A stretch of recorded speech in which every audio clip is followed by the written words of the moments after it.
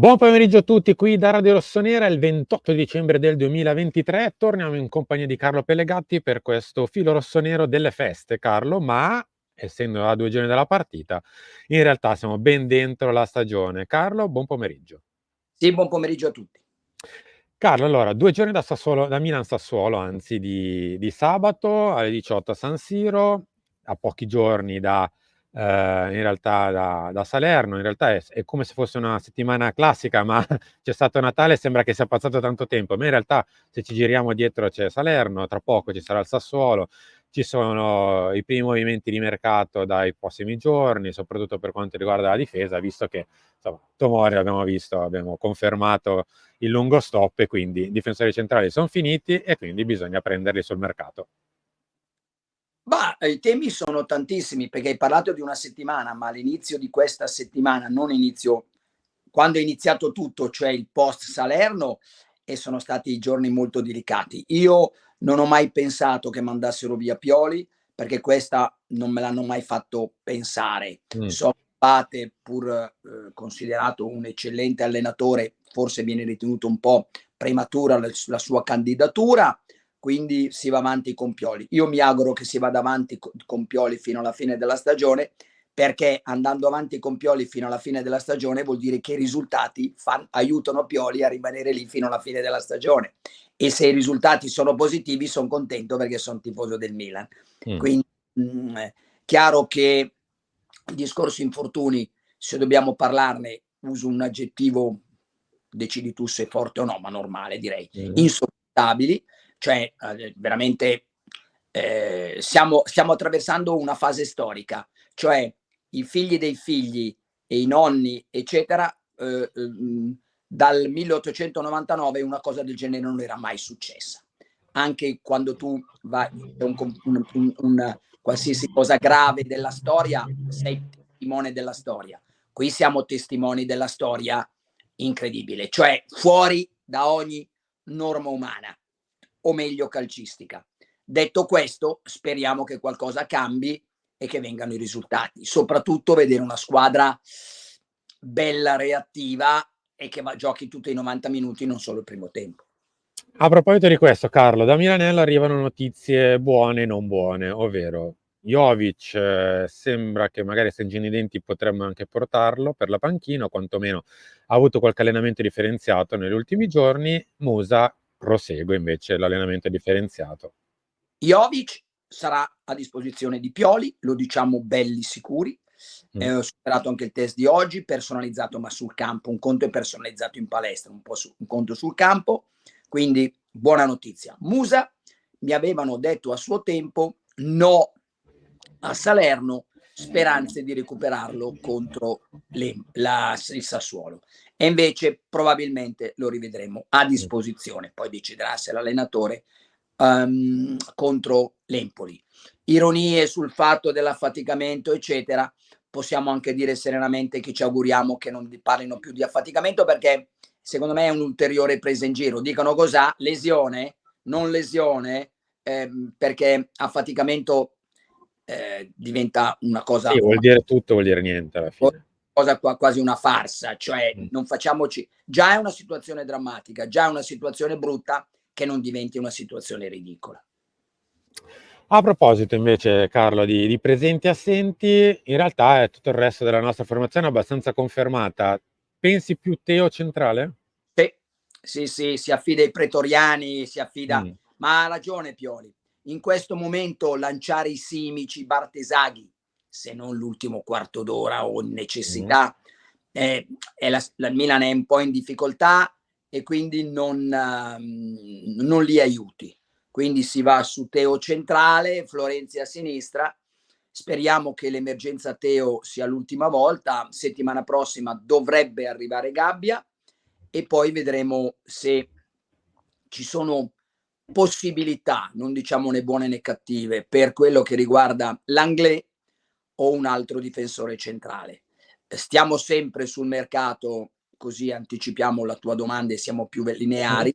Io non credo a Guirassy, non credo, perché sia l'intermediario italiano sia delle notizie che ho io, Guirassy vuole rimanere a Stoccarda, finire la stagione a Stoccarda. Ha senso. segnare tanti gol a Stoccarda per monetizzare, sperando di andare lui in Premier League la prossima stagione. Il Milan non mi sembra che lo attiri più di tanto, e quando c'è un giocatore, ce l'ha insegnato Maldini, che non sia molto attirato dal Milan, secondo me va mollato, scelta sua, scelta nostra. Quindi, nonostante l'endorsement di anche questa mattina i titoloni della Gazzetta, può darsi che abbiano ragione loro, a me non risulta proprio così. Quindi la punta, poi 17 milioni, penso che se li tengano per averli per la prossima estate.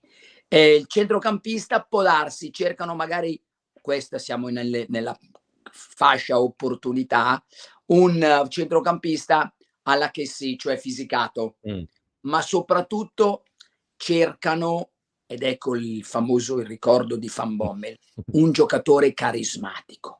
Anche al Milan non è andata giù che c'è Tomori a terra e nessuno si metta a sbraitare. Senza andare lontano da Milano, dei giocatori dell'Inter, parliamoci chiaro, e lì avrebbero assalito, non fisicamente, ma magari manualmente, il giocatore. Cioè, invece al Milan Sì, il addirittura... Milan ultimamente un po' subisce quello che gli arriva. Se arriva qualcosa di positivo, Ma bene. Se perché? arriva qualcosa di negativo, no. Ma perché? Perché Florenzi è il classico che va là, fa un caos dell'accidente, e ci mancano un po' questi giocatori. Ecco perché l'importanza, per esempio, di Unkier è fondamentale. Ci mancano questi giocatori che si facciano sentire. Ecco perché magari negli acquisti vanno anche adesso a vedere quello.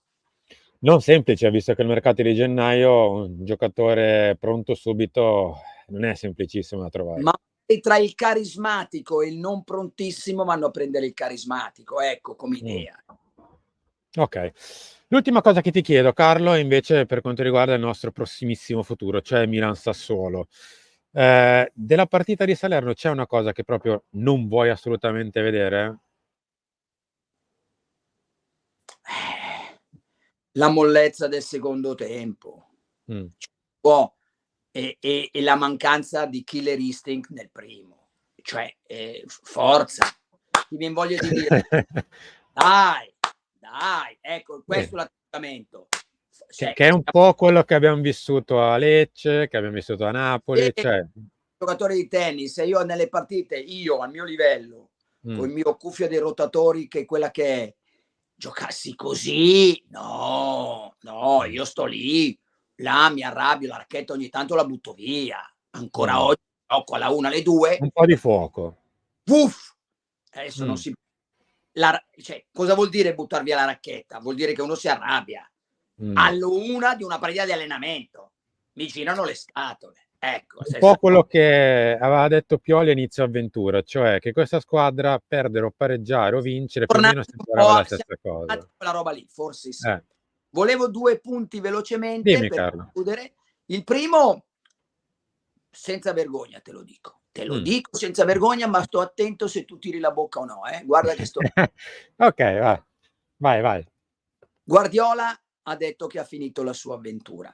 Costa 22 milioni. Io mi auguro che, abituato a Galliani, che coglieva le opportunità dei Rivaldo, Ronaldinho, Ronaldo, anche Ibrahimovic, che ci hanno aiutato, ecco, io direi di non darlo, ma no, tanto pronto, colpo di telefono, il progetto, dato che Jerry Cardinale non guarda solo alle cose sportive, ma guarda anche al resto, ecco, lì unirebbe anche le due cose, perché sarebbe un colpo incredibile.